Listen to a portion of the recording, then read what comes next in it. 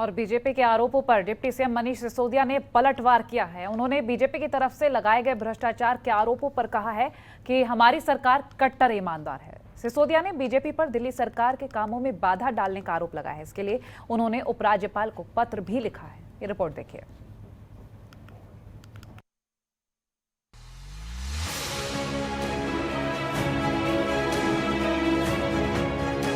मनीष सिसोदिया का बीजेपी पर करारा वार। बीजेपी के आरोपों का सिसोदिया ने दिया जवाब। कहा हमारी सरकार कट्टर ईमानदार। उपराज्यपाल वीके सक्सेना को लिखा पत्र।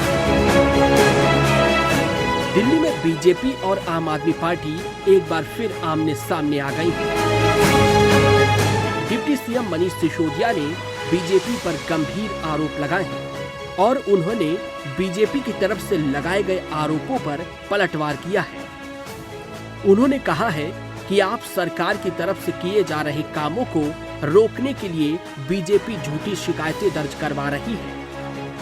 उन्होंने बीजेपी पर सरकार के कामों में बाधा डालने का आरोप लगाया है। इस मामले पर मनीष सिसोदिया ने उपराज्यपाल वीके सक्सेना को एक पत्र लिखा है। इस पत्र में उन्होंने लिखा है कि दिल्ली सरकार जो हॉस्पिटल बनवा रही है उसको रोकने के लिए बीजेपी के कार्यकर्ता फर्जी शिकायत करके साजिश रच रहे हैं।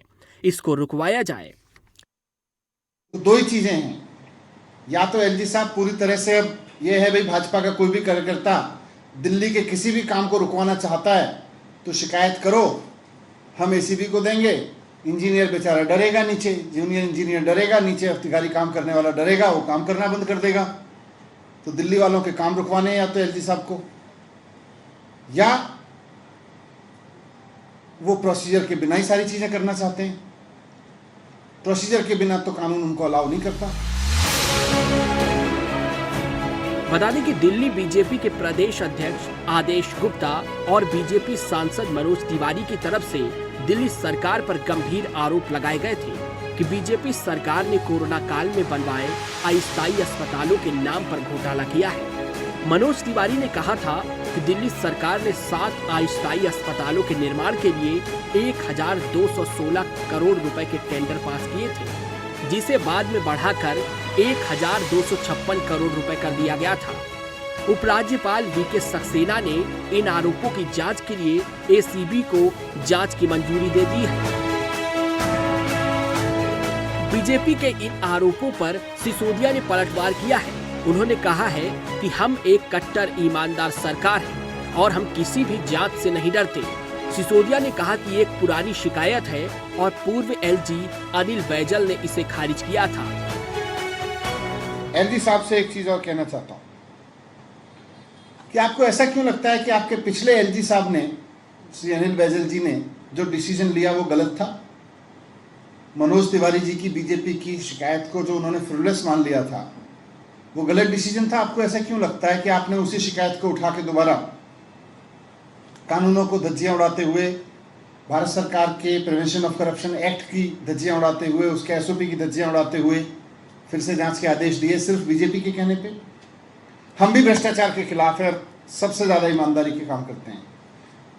दिल्ली में अगर करप्शन रोकना है तो ये बीजेपी के गुंडागिरी करने वाले लोगों को छोड़िए सर, आप जनता से शिकायतें मांगिए।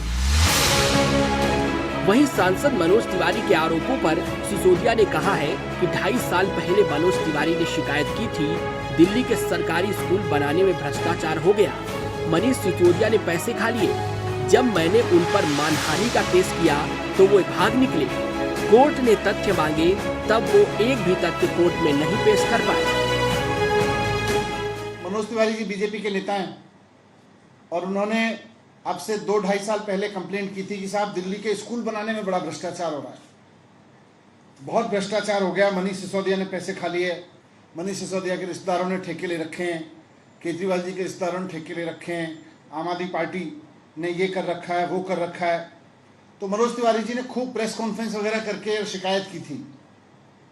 बाद में जब उनके झूठ को बेनकाब करने के लिए मैंने उनके ऊपर मानहानि का दावा किया मनोज तिवारी जी के ऊपर, और कोर्ट ने उनसे पूछा भाई बताओ आपने जो प्रेस कॉन्फ्रेंस की थी, आपने जो शिकायत की है, इसमें जो दावे किए हैं बताओ इसमें तथ्य क्या है? इसमें आपके पास क्या फैक्ट्स हैं? दो, नहीं तो आपके ऊपर मानहानि का दावा बनेगा, मानहानि का मुकदमा चलेगा। तो एक भी तथ्य दे नहीं पाए मनोज तिवारी जी। बता दें कि इन दिनों बीजेपी और आम आदमी पार्टी पर आरोप प्रत्यारोप तेज हो गया है। दिल्ली सरकार के मंत्री सत्येंद्र जैन जब से मनी लॉन्ड्रिंग मामले में न्यायिक हिरासत में हैं, तब से बीजेपी लगातार सरकार पर हमलावर है। ऐसे में देखना होगा कि अब वार पलटवार का ये सिलसिला कब थमता है।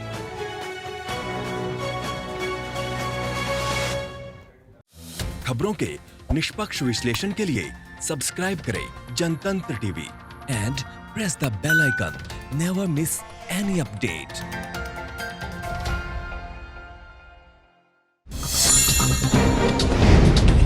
डाउनलोड कीजिए जनतंत्र टीवी ऐप को, जो कि अवेलेबल है गूगल प्ले और ऐप स्टोर पर। अधिक जानकारी के लिए अभी डाउनलोड करें।